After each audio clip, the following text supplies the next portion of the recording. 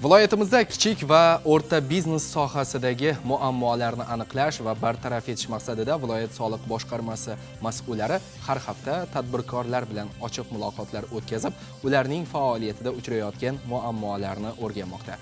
Hozirgi lavhamiz shu haqida. Surxondaryo viloyati Sariosiyo tumanida soliq boshqarmasi rahbarligida kichik va o'rta biznesni rivojlantirish, shuningdek ular faoliyatiga to'sqinlik qilayotgan muammolarni bartaraf etishga qaratilgan navbatdagi ochiq muloqot bo'lib o'tdi. Uchrashuv avvalida prezidentimizning kichik va o'rta biznesning iqtisodiyotdagi o'rnini oshirish chora-tadbirlari to'g'risidagi farmoni mazmun-mohiyati haqida atroflicha ma'lumot berildi. Xususan, mazkur farmon doirasida biznes subyektlari uchun belgilangan yengilliklar va soliq imtiyozlari tushuntirib o'tildi. Bevosita muloqot davomida tadbirkorlar o'z muammo va takliflarini bildirishdi. Kelib tushgan murojaatlarning aksariyati joyida hal qilindi. Muddat talab etuvchi masalalar esa belgilangan tartibda nazoratga olindi.